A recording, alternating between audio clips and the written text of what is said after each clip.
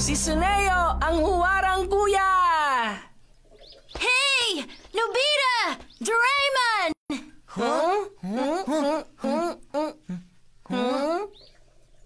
Hi! How are you? Hi! Hello! Ang batang yun? Ako na siya dati. Nag-i-English siya. At kilala ka niya, Nobita? Hindi ka pwedeng umalis ng bahay mag-isa. Huh? Paano kung mawala ka? Paano na? Tsuneo! Hindi naman ako mawawala. Umuwi na lang tayo. Sundan natin. Hindi nga pwede mag-isa. Dito tayo dumaan. Oh, hi, Tsuneo! Oh! Oh? Ay, nako. Sunetsugu! Ikaw ba yan, Sunetsugu? Hi! How are you, Shizuka? Ang tagal kitang hindi nakita. Ang laki mo na. You too!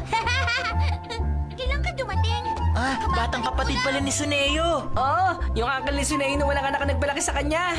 Meron pa kasi kami importante gagawin. Saka na lang tayo mag-usap. Ay, ano ka ba naman, kuya? Mamaya Bitawan na lang mo kasi. ako. Oh? Bumalik na lang Japan ang kapatid ni Tsuneo? Sobrang na-miss ko ang batang yun! Pero parang may kakaiba kay Sunetsugu eh. Why? Bakit hindi ako pwedeng lumabas mag-isa? Malaki na ako, kuya. Ano kasi? Kakauwi mo na lang Japan. Baka hindi ka nasanay dito. Bakit naman? Basta lang! Sundin mo na lang sinasabi ng kuya mo! O bakit? Ano bang gusto mong pag-usapan natin, ha? Alam niyo naman na sa uncle ko sa New York tumira si Sunetsugu, hindi ba? Kahit na mayaman kami, mas mayaman pa yung uncle ko sa New York! Meron silang swimming pool at tennis court sa mansyon nila. Tuwing katapusan ng linggo, nagpupunta sila ng Canada sakay na sarili nilang private jet. Mamahaling jet yun, ha? At marami silang kilala at kaklose na Hollywood stars. Nagpunta ka ba rito para magyabang lang? Bumalik na naman ako sa gawain ko. Pasensya na. Yun mismo ang dahilan kung bakit namang problema ako ngayon. Anong ibig mong sabihin? Kasi lagi kami nag-uusap sa telepono ng kapatid ko. Top ako sa klase. Magaling sa sports. Sikat ako rito sa atin at crush ng bayan. At sinabi ko na natakot si Giant sa akin na hindi makapalag si Giant pag nandyan ako. Ayun nga, yun naman kasi sinasabi ko. At pinagmamalaki ko yun sa kapatid ko sa tuwing mag-uusap kami sa telepono. Hindi ko naman inaasa na magkikita kami ulit. Kaya talagang naniniwala siya na akong the best kuya sa mundo.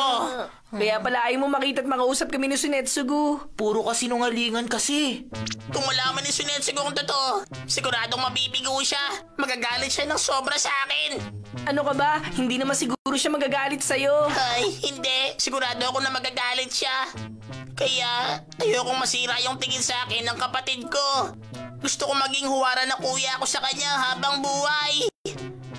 Pakiusap, habang nandito ang kapatid ko, tulungan niyo naman ako maging kahanga-hangang tao. Kahangang tao? Oo, kunwari namamangha kayong dalawa sa akin. Kahit ano bang sabihin ko, nakikinig at sumusunod kayo. Kunwari hinahangaan niyo ako at pinupuri palagi. Ang kapal na mukha mo! Ano? Mahirap ang gawin niyo, hindi niyo kaya? Madali lang naman hangaan ako, hindi ba? Mukhang nagkamali akong humingi ng tulong sa inyo. Hindi ba na kayo naawa sa akin? Huwag na nga lang. Sa ibang tao na lang ako makikiusap.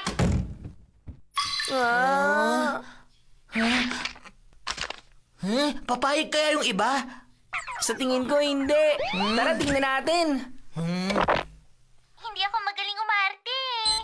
Tsuneo, hindi tama magsinungaling. Anong sabi mo? Gusto mong sambahin at purihin kita sa harap ni Sunetsugu? Sino ka sa palagay mo? Ha? Kaya mo, Edward! At bakit ko naman gagawin yun? Tama ngang hinala natin. Hindi papayag yung iba. Wala na bang ibang paraan? Kainis! Saan nagpunta yun? Ay, talaga naman. Bakit ang sama naman ng lahat? Konting paghanga lang naman ang... teacher! Buti nakita kita. Papunta na ako ngayon sa bahay nyo eh.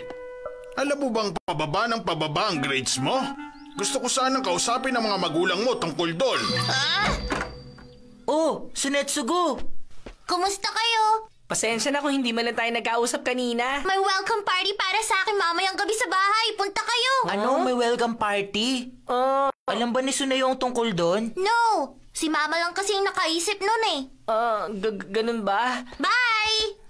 Sunetsugu! Gusto mo ba ang kuya mong si Suneo? Huh? Siya ang paborito ko. Nire-respeto ko siya at binibigay ko ang best ko sa lahat ng ginagawa ko para maging katulad kong Kuya Suneo ko. Naniniwala talaga siya sa kuya niya. Sa tingin ko, pag lumabas ang katotohanan, kawawa naman si Sunetsugu. Okay! Ang image light cap! Sunetsugu, sandali lang! Ito, isuot mo tong sombrero habang nandito ka sa Japan. Ano? Isusuot ko ito. Ang pangit naman ito. Alam mo bang yan ang uso sa Japan ngayon? Uso nga yan.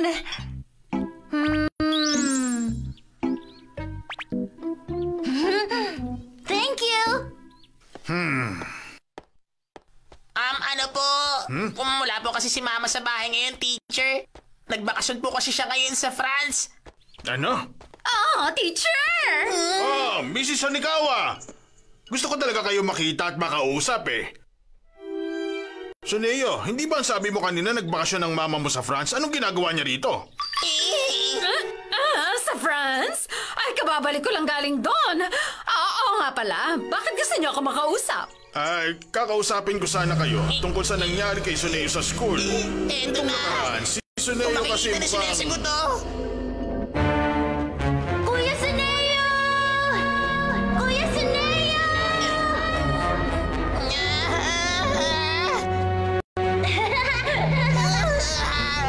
hirap siya sa ibang subjects. Kuya Suneo! Ang grades kasi ni... Wala na, finish na. Malalaman niya na ang totoo.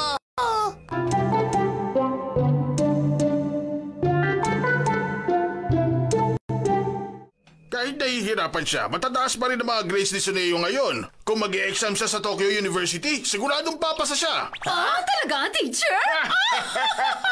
Wow! Ang galing ni Kuya Suneo! Mauna na ako.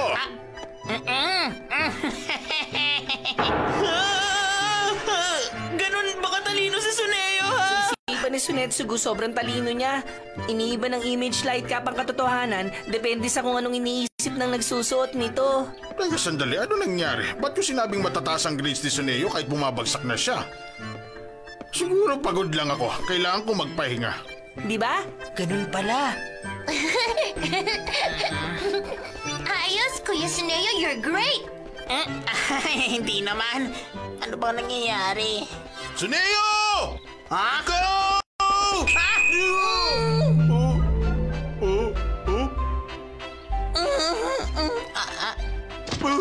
Harin mo ako!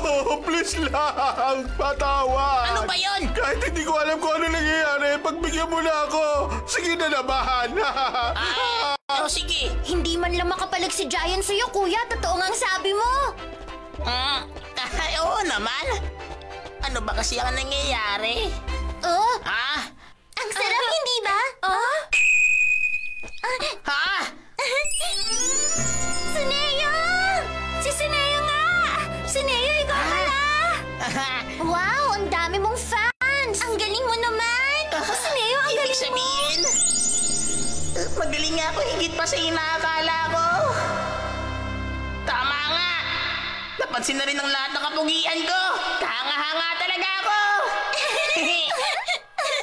Suneo, ikaw na talaga! Let's go. Sige na, umuwi ka na muna. Really, Kuya? Sabi mo wag ako maglalakad mag-isa, di ba? Okay lang. Sobrang nag-alala lang ako noon. Okay, iimbitahin ko lahat ng mga kaibigan ko para sa party. See you! See you. Imbitahan mo silang lahat, ha?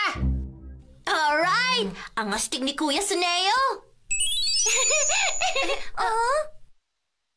Okay. Pwede nyo bang ulitin ang sinabi nyo?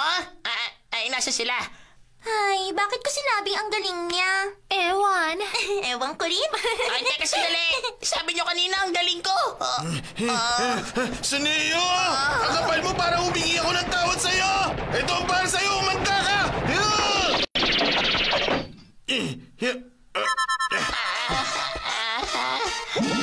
Bakit? Bakit nangyayari to? Nangyayari yan dahil sa gadget na binigay ko kay Sunetsugu. Magiging astig ka lang sa lahat kapag nasa harap ka ni Sunetsugu. Pero dapat wag ka na magsinungaling kasi balang araw babalikan ka sinungalingan mo sa'yo.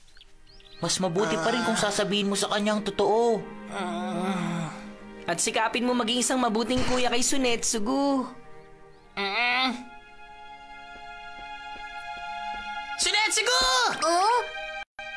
Huh? Kuya!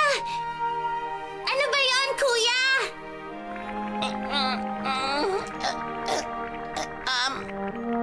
Ano kasi? Ano? Huh?